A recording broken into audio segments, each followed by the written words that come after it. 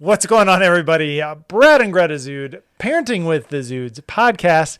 And on this episode, we're talking schooling, particularly back to school in the fall. You know, there's a lot of stuff going on with the Rona, what schools are doing. And there's kind of like this question of like, should I homeschool? Should I school? What the heck is microschooling? What the heck are co-ops? What are my options? You know, I tried homeschooling a little during quarantine and it was terrible. Worst time of my life. But I don't want to send my kids to school because I love them. And you just don't love your kids if you send them to public school, because that's the only place you can catch coronavirus is public school. Probably. So we should be worried about that. But if you're listening to this on iTunes, welcome. Hit that subscribe button and leave a 5-star review. Really appreciate it. But you can hop on over to YouTube where you can see us in studio. And if that's where you're watching this video, welcome. Hit the like button, hit the subscribe button. And if this is your first time here, we're Brad and Greta Zude, #1 best-selling parenting authors with 8 children of our own. And we talk baby sleep and toddler behavior and parenting teens and tweens and marriage and all wonderful things like that. So, we had a little scare this week. It was kind of our house is always exciting with 8 children. There's never a dull moment, but this was extra not dull. Yeah. So we've talked about our injuries before, haven't we? Or no? I can't remember. I don't know. So, for having 8 children, it's been relatively calm in the injury department. Don't you think? Yeah, I would. I think so. We've had especially one or two broken bones? We've had 2 broken bones. 2 broken bones. 2 broken bones on the same child in the same month. I don't know how that happened, but kind of crazy. And 2 broken bones. And I think, that's really it for major things. A couple burns here and there. A wart taken off a thumb. Yeah, real mild accidents. Regular stuff. kid stuff. Yeah, but So, oh my, so the boys were in the basement, nailing away one day, creating some things, making kitty houses, and they were told to clean up. And what happened? Well, a couple days later, after they had been told again, like, boys, this is not cleaned up. Go back, clean up your stuff. Pick up all the nails. They did that. And then the next day, Andrew comes up the stairs. He was putting away a roaster for me down in the basement. And he comes up and he's like, Peter, you were supposed to put away the nails. Peter, you were supposed to put away the nails. I'm like, Andrew, what is going on? And he's like at the top of the stairs, yelling at the top of the stairs. I'm like, why are you yelling this? That we picked up the nails. And he shows me his foot. And there is a nail inside his foot. It's sticking out about an inch. And there's another inch inside of his foot. And the kids are all like, "What's going on?" Well, we'll have to post a picture of that. So if you're listening on the podcast, you got to go over to YouTube. Check this out. This photo right here. We'll pop it in. It is cringy. It is super cringy. And you were gone, totally unavailable. Like I couldn't even call you. Yep. And I'm like, I don't know what to do right now. Do I pull this out? And I wouldn't have been able to pull it out because he needed people to restrain him. Yeah. And I probably could have. It wasn't even a big deal. It hardly bled, but we ended up going to the ER. And well, it's not the pulling it out part. It's like the cleansing it, cleaning it out. That's what you. Mm-hmm. Everyone's like, oh, just get pliers and pull it out. Well, yeah, we could, but there's a little bit more to it than that. And it was actually a threaded nail, so it wasn't. It was like a hybrid between a screw and a nail. So the doctor actually had to like screw it out because it was kind of catching on. It was a little like. Bleh. So, but he was a champ. Like he was a champ. Yeah, he's one of our kids that does so tough, very well. Mm-hmm. Yeah, he cried a little bit once, and that was it. Just a little bit. So anyway, yeah, that was an eventful day, and it was not the day that I had planned at all. And we didn't get to our school that day. Yeah. Which is what I had planned. So we're homeschoolers, and we've been homeschooled. So we have 8 children, soon to be 12 and under, all the way down to Aubrey, who's 2 months old. Yeah, 2 months. 2 months old, and so we've homeschooled right from the beginning, which we love. We're huge homeschoolers, but parents out there with the Rona, I can't imagine, the decision to send or not send your kids to school. Now, I mean, so first of all, let's kind of put aside a little bit our views on the Rona and how deadly it is or it isn't or whatever. The reality is it spreads rapidly, right? Everyone's like, oh, well, the flu kills more people than the coronavirus. Well, it does, but the flu doesn't spread as rapidly as the coronavirus. So there is a rapid spread factor that is unique about it. But everyone's heightened sense of disease and it becomes, let me say it like this. It becomes just like wearing a mask. It becomes this political statement of, am I sending my children to school or not? Right? Just like if you wear a mask or not, it's this outward sign of which movement. It would be like being forced to wear like a Republican or Democrat button on your shirt, or like, I don't know, whatever. It like forces your hand to show your stance on the situation. Yeah, true. So with parents, it's like, do we homeschool? Do we do co-ops or do we do microschooling? So let's talk about, So let's talk about what your options are and what the differences on those things are. Mm-hmm. So I think the unique one that I just read about is microschooling. So I think what happened is that there's concerned parents, and these concerned parents get together and they're like, hey, there's 10 of us here. And, if we all chip in $300 a month, we can hire our own teacher, bona fide, verified, certified teacher. Mm-hmm. And the teachers are going, well, hey, that's pretty cool because I can make the same, if not more money or whatever, because teachers don't make anything and they should make a lot more than they do. And then I only have to be, exposed to like 10 children as opposed to 1,000 children or 500 children or whatever. Mm-hmm. And so microschooling, it's like the design is, it's like you get together with 10 families and then maybe you take turns being the teacher. Maybe you hire the teacher. Maybe you take turns having this at each other's houses, but it's like this, it gets complicated because like. That sounds super complicated. Yeah. Well, like. It's a little overwhelming. So if you're in the rotation and like every 10th day you have to like stay home from work. I don't know, maybe you're home from work already, but you have to like be the teacher every 10 days. Mm-hmm.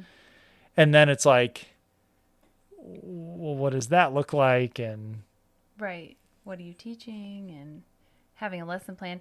I think the concept is nice. And if you're concerned about safety, then, certainly that's a little bit easier. And if that would be your concern, then that would be better than going to a public school building. Mm-hmm. And it's also, that's great if you can hire a teacher to do all the work for you. But if you are a parent and you're a group of parents, that sounds pretty confusing to me. Like just organizing my own homeschooling can be confusing at times.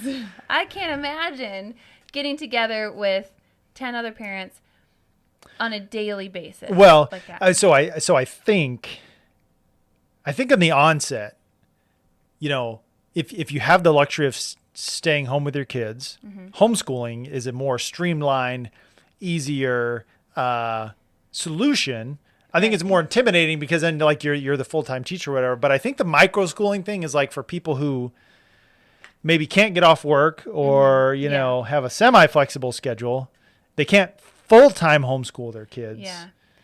And maybe there is some option of like we just want the school's curriculum and plop it into our little micro school. Yeah. You know, it would be really, I think it would be a really challenging thing to have to come up with your curriculum and then have everybody agree with it and create that yourself. Yeah, you would have to have like all 7th graders or Yeah. Right. I mean, like, you know, your friend and all of his 7th grade buddies or something like that. Mm-hmm. Yeah. So I think that could be an option for. We've got a cat walking across our desk. There he is. That is not supposed to be there. So I think that could be a good option for some families, but challenging to organize and to figure out. But and I think that the customization is one thing that, you know, just traditional homeschooling allows you to do. If you're looking for, you know, something that really fits your child. And I think a lot of people have thought about homeschooling, or boy, the public school is failing me in this, or it's failing my child in this, and this is kind of the kick to get that child home, which is nice, I guess. And it's your opportunity to, you know, fill in what's lacking in their public education. Well, and what's interesting about that is that so if you're not a homeschooler, part of the benefit of homeschooling is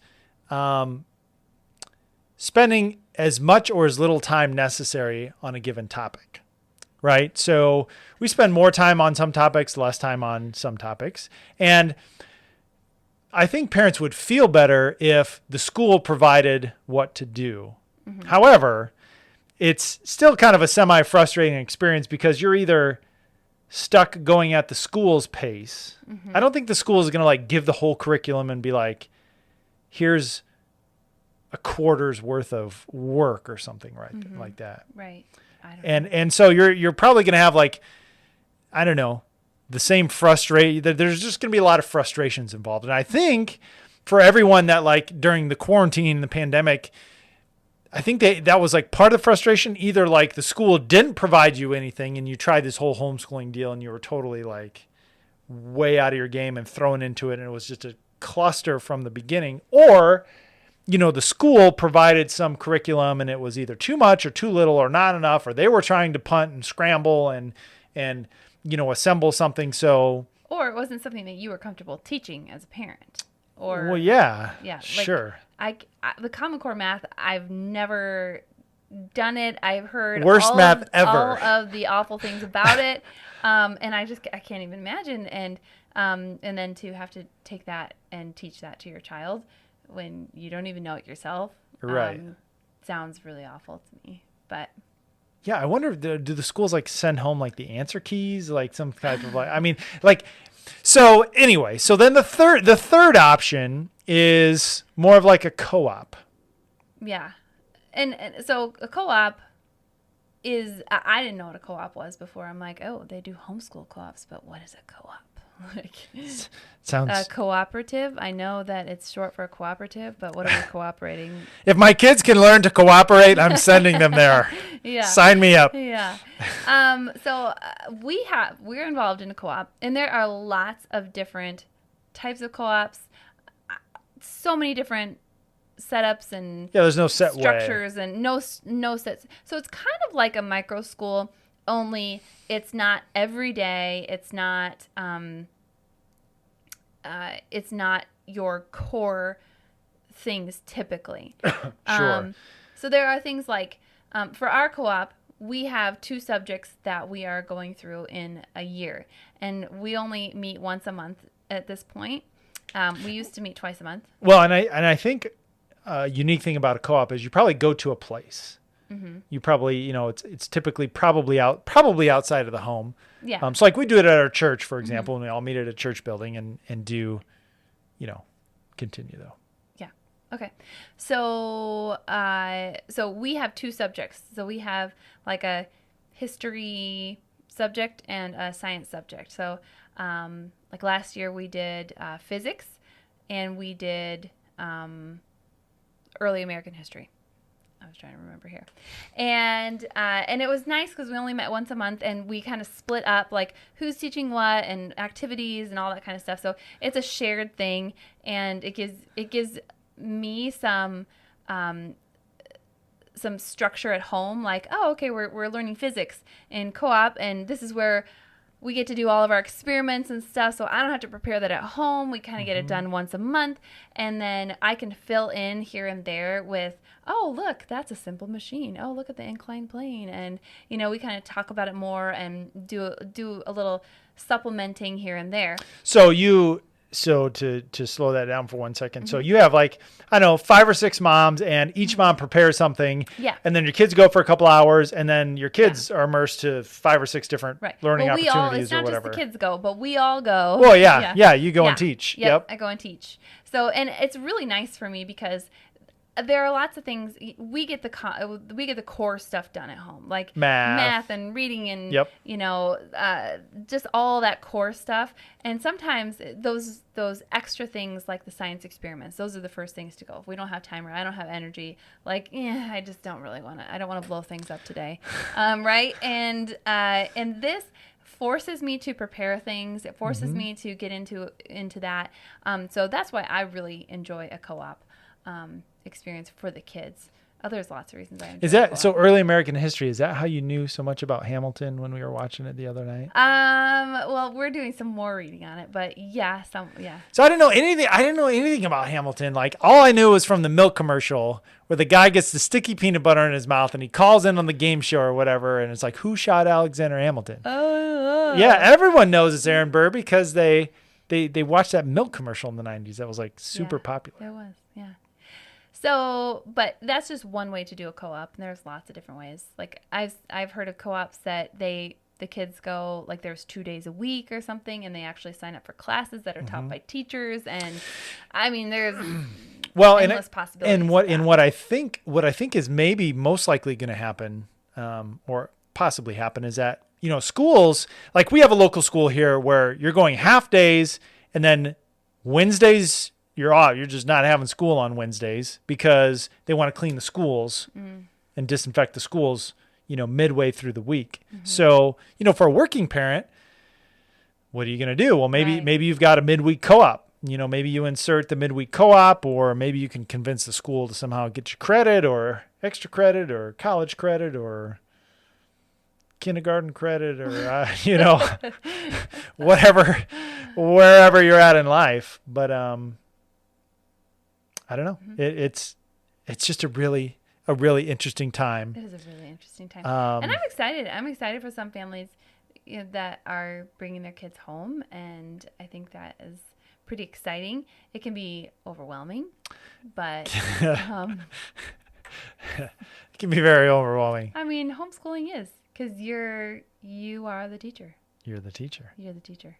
And not just for one age level in a lot of homes. You're the teacher for many different age levels. It definitely is a learning curve for mom and dad to try to figure it all out and what to do. And we've been through how many curriculums and books and programs and everything. And we just signed up for another one last night even, and all that kind of good stuff. But well, it's just, it's a learning experience. And someday we're going to have to do a total program on what we do. Total breakdown on the exact formula that we've figured out that is the exact right way to homeschool your kids. I was thinking more about the organization that we work with. But yes, we'll leave that for another episode. But comment down below your questions. If you think you're going to send your kids back to school in the fall, let us know.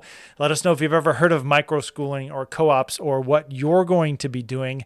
And if you're on YouTube, again, don't forget to hit that subscribe button, hit the like button. We talk about homeschool lots. You can see our other homeschool video right here. And if you're on the iTunes, don't forget to hit that subscribe. Give us that 5-star review. It would mean the world to us. And we'll see you on the next one. Bye-bye. Bye.